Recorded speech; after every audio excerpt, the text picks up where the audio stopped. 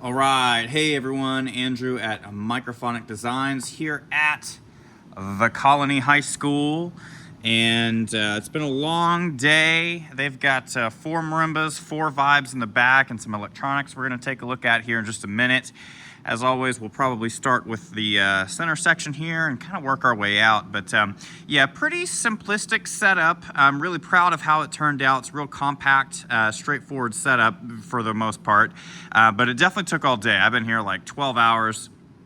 What time is it? It's 10:47. Yeah, I've been here a little over 12 hours, and I was definitely running double duty today where like I'm working on the setup, and then during the earlier part of the day I was like answering calls for other clients, trying to use the computer to like update and finalize certain quotes for people for like stuff, and like, you know, helping people double check tracking numbers and stuff. So like it was a lot today, but I finally finished up. It's coming up on 11 p.m. and you know, quality is what I was after here. I really don't want them to have any issues this year, and I'm really hoping that this setup accomplishes that. So again, I actually don't have a printed diagram or my normal spreadsheets for this setup because I was on the phone with the percussion director yesterday and got word that a few things had changed, and they definitely did, and so I'm glad that I didn't come and spend the time working on spreadsheets and come with my, you know, my regular printouts. So to give you the lay of the land, we've got marimbas 1, 2, 3, and 4 across the front. Vibes 1 and 2 are over that way on side 1, which is the left. Vibes 3 and 4 are over this way on side 2, which is the right. And then the synthesizers are not actually going to be in a row like that. It's going to be synth 1 and then synth 2 behind it, like going further out that way. But because of just the size of the room, we had to put the secondary synth cart kind of in the back row, which it's not going to go there, but I'll show you how that's going to work when we get there. In the mixer, y'all know how I do things. We've got the first 8 channels for marimbas, high and low, channels 1 through 8, that first block. Then we've got our 4 vibraphones, and then we've got synth 1 left and right, the SP404 sampler left and right. So these 2 are in the same cart. This is like the main audio hub here. And then we've got synth 2 left and right. And then we also have soloist 1, 2, 3, and 4. I did not get info on exactly what these were going to be, but they do have 4 QLXD wireless units here in the front. So I went ahead and you know, just allocated some channels in the mixer for those. And then we've got about 10 open channels here, which is great. That's plenty in case they need to add some more stuff. I did get my tablet hooked in earlier with my Wi-Fi router. I had to bring my Mac Mini again to do some stuff in Dante Controller. We'll take a look at that in just a second. First part of the day was really spent kind of rebuilding this front panel. They used to have these C2, what is it, the C215V uprights, in addition to the CW118V, and they used to use the monitors, like the monitor speakers on top, so that they would have, you know, full range sub and then another full range. But last year they ditched the monitors on top, so they're just using sub and the uprights. And so the first order of business was removing the 3rd amp from the setup.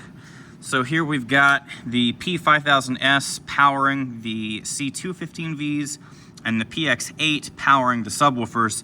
And I want to note that that was not the configuration they had last year. They were using the PX8 to power the C215Vs, the full range uprights, those, and then they were using one of the P5000Ss to power the subs, but I swapped it because one of their main complaints coming into this year from last year was we were really never able to get enough low end out of our subs, and it's because the P5000S really wasn't juicy enough. It wasn't quite powerful enough to push the subs as hard as they needed, so I swapped them.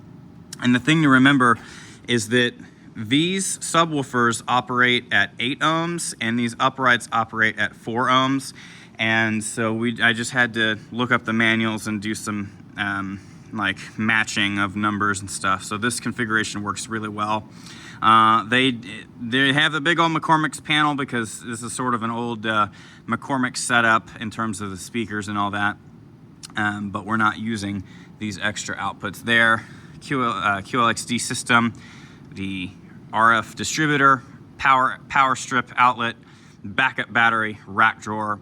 And so there we have it. So that's sort of the first order of business there, was getting all of that situated.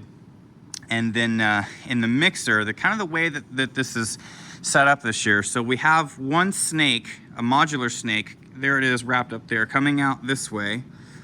So the first modular snake is color-coded red. That's the red snake. And again, if you're using mod snakes, only put a piece of tape on one side so that whoever's connecting these can very easily tell which way it goes. So this first mod snake is actually carrying the signal for marimbas 1 and 2, high, low, high, low. So that's 4 channels. And then vibraphones 1 and 2. So that's channels 5 and 6. So only using 6 channels. And look, I kind of tied off the extra 2 channels right there. And this worked really well. This is just sort of a side 1 instrument pod here. And coming across, let me show you what show you guys what I did. You've seen this before. This is sort of the thing this year, is this little 2-channel, this blue and yellow 2-channel little combo snake. And this heat shrink is a little bit shorter than I normally would do it, but I was like really running low on the 1-inch heat shrink. But going forward, like this little 2-inch segment seems to have done the trick anyway, so I'm gonna rock with it from here on. And then we've got these 2 microphones, the blue and the yellow in the back, just kind of combining into this here. So this is what will sort of live on here when they roll out, and then it's gonna get handed back so that these 2 can connect whenever they get set up on the field. So that's side 1, that's the first pod, and here's just a quick look at the inside of the mixer cart. Tried to keep it as clean as I could, but not really too much to look at in there. So let's take a look now at side 2, and this is where things get a little bit more interesting.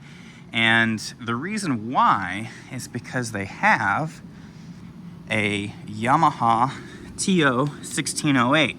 Now the TO box they used to have it in this thing. This is, I think, one of the, who made this one? I wonder if there's a badge on it. It's not Pageantry Innovations. I think this is a Stadium Creations. But these are sort of what they call audio rovers. And the Colony High School here affectionately named this R2D2 because it had inside of it these 3 things here. They were housing a battery, the power outlet strip, and the TO box. And I think they bought that last year, and I was not consulting with them last year, so they ended up getting that. But this year I said, we're going to ditch that. We're going to put it in the synth cart, because sort of my thought process here is that I want them to have as few things to roll on the field as we can get away with, and that, not using that, is one less thing that they have to have hands for to push onto the field. And so this TO box here is receiving cables from the sort of the side 2 marimba vibe pod, as well as synth 1, synth 2, and the SP404, which I'll show you is right there in a second. So the TO box we are running, it is Ethercon and power through this, and their consultant last year put this one together, so I can't take all the credit. That person used like electrical tape to hold the braided sleeving on, and it was coming off. And instead, I ran out of the heat shrink, so I just put 2 zips right there, because this should never come out. So the idea is that their Ethercon and their power cord should sort of live in the bottom of the synth cart, and then it gets walked up to the mixer cart whenever they're setting up for a show or for rehearsal or whatever. So that's the idea here. And the same goes for this modular snake. So we have another modular snake right here, and again, this is the white snake. This whole thing, like this connection that I'm holding, should pretty much never come undone, because this core cable should live in the bottom of this synth cart, and then it just gets passed right here. Look at that. There's the white snake. So basically what I have for the side 2 pod is the cables for marimba 3. I'll show you. They come in this way, right? So the sound of the signal's traveling along this way, connects here, and the same thing in the back row over here is what's going on over there. So we have the 2 mics, they join together. I've got the, if you can see there, the braided sleeving. me zoom out before someone gets motion sick. So I did the heat shrink braided sleeving thing for a two channel snake thing. Those two signals come forward and they meet here, right? And then all four of those cables, microphone signals, travel down cables. Look at that cabling, by the way. I took my time with this. Pretty proud of it. Real clean. Y'all know how I do. And then we add the two microphones for marimba 4 here, and then they join down here. Look at that. I'm just very pleased with this work today. Took a long time. And then there's the two extra channels we're not using back there, tied off. And then it all comes this way into the Synth 1 cart right here. And then I just went ahead and plugged in channel 7 and 8, the extras, just to make sure they weren't dangling around. And I went ahead and did the recessed rack ear configuration, so it's pushed back in so that these connectors aren't getting pushed as hard when they put the front panel on. Battery unit powers everything, so like this power outlet strip is plugged into the battery. The battery here gets plugged in to the combo cable that has Ethercon and power. So again, that's like another reason where like it's just easier for them to connect to the back of the mixer over there and plug into power than it is for them to try and crawl behind here. Ideally, we'd have some sort of quick connect panel on this, but we don't have one of those, so this is what we're doing. Sometimes you gotta do the best of what you got. Here's Synth 1. They've got a Yamaha Modi X8, I believe, the 88 key version. And they're just going hardware synth. They got a couple sounds loaded in for the show. We got the DI boxes back here. Look how smooth that is. Real clean. Again, I'm just very jazzed with this, the way this setup came up, with how busy it was today, being on the phone and the computer a whole bunch in between working on this stuff. And then here's the SP404, which fits like an absolute glove at the very end of this thing. And so they've got, you know, synth parts going on, and then they've got samples being triggered over here. And again, I've got two DI boxes. So there's a Pro D2 by Radial here, stereo, passive stereo DI box. And then this is the Radial Pro AV2 because it has RCA inputs instead of just 1/4 inch, which is what is on the back of the SP404. And those I've got on there. I mean, they're not going anywhere. They're not going to fall down. So that's the back of the synth cart there, the main Synth 1 hub. And then Synth 2, I believe this is a MO XF8. Yeah, you can't really see it on the video, but I'm reading this is the 88 key, one of the older versions from Yamaha. And again, I've done sort of the same thing, hiding the DI box on the bottom of the accessory rail. And the reason that I did that in both of these carts is so they can put the top panel on there and not have to move the DI box. But again, that thing is on there. It's not going anywhere. Cabling through there, looking clean. And then you guessed it, 2-channel combo cable, 2-channel miniature snake coming across from the outputs of the Synth 2 DI box. Braided sleeving all the way through. Check this out. Boom, boom, right there into the TO box. And so I'll have to mark those. In fact, I may try to put some cables here, but these go into 11 and 12. So I need to make sure that I mark this so that they know which two inputs this goes to. And then the power cable from the Furman conditioner, this, like, it's just attached to the conditioner in the back. This is actually long enough to just go over to this this outlet thing on the front. And so when this synth cart is positioned here, like behind Synth 1, like going out that way, those cables will reach around no problem. So that's kind of my thought process there.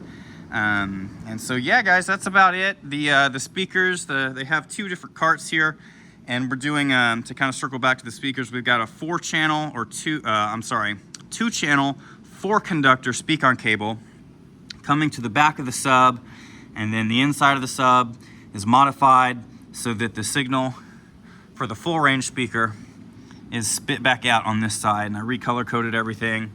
And so even though the speakers are on 2 carts, the carts are like next to each other on the field. That's how that's gonna work. Yeah, it's, I think, about as much as there really is to show. Very proud of how clean some of the cabling came out. All of the cabling, by the way, was a brand new set of cabling. They purchased, you know, one of the Pig Hog front ensemble cabling bundles from me. And they've got plenty of extras because the plan changed. So they've got a small stack of extra cables on standby in case anything goes wrong and they need to swap something out. There's the old pile of cables there that's just ready to get thrown in a storage bin. And anyhow, yeah, oh, and you know what? Last thing, actually, so I want to highlight something. So let's go look at the TO box real quick one more time, and I'll kind of show you. So again, what we have is marimbas 3 and 4, which is coming into channels 1, 2, 3, and 4 of the TO box, and vibes 3 and 4, which is 5 and 6, so I'll show you. So 4 microphones, 2 microphones, 6 total, are coming into the first 6 channels. You've got 1, 2, 3, 4, 5, and 6. 7th one is coming into 7, 8, and so forth. And so you'll see, like, I'm using the first few channels in this, but in the mixer, let's go look at this. In the mixer, you'll notice that marimbas 3 and 4 come into channels 5, 6, 7, and 8, not 1, 2, 3, and 4. So how, and then, you know, here are these. So vibes are coming in channels, what is that, 11 and 12, you know, but they're plugged into inputs 5 and 6 over in the TO box. So how did we do that? Well, let me get signed into the computer here. Give me just a second. Okay, so basically what's going on is I had to break out Dante Controller one more time to essentially assign, there we go, sorry, let me get the camera, there we go. So you'll see here, this block represents signal coming from the TO box over in the synth cart. And so like input number 1 from the TO box, I have routed to channel 5 in the mixer. And then channel 2 of the TO goes to channel 6, 7, and 8. So like these 4 little circles up top here are our marimba signals. And then these 2 blank ones are vibraphones 1 and 2, which again are being fed from the red snake. And then we've got down here in this lower row, vibraphones 3 and 4 going to channels, what is that, 11 and 12. And then all 6 channels from the electronics, the synthesizer, the SP404, and the Mo XF8. So I've reconfigured the default Dante network for this setup, and it's important to note that if you're going to do something like that, you got to go in slot setup and disable quick config in the mixer. And I went ahead and disabled quick config on the TO box. I'll show you what that looks like.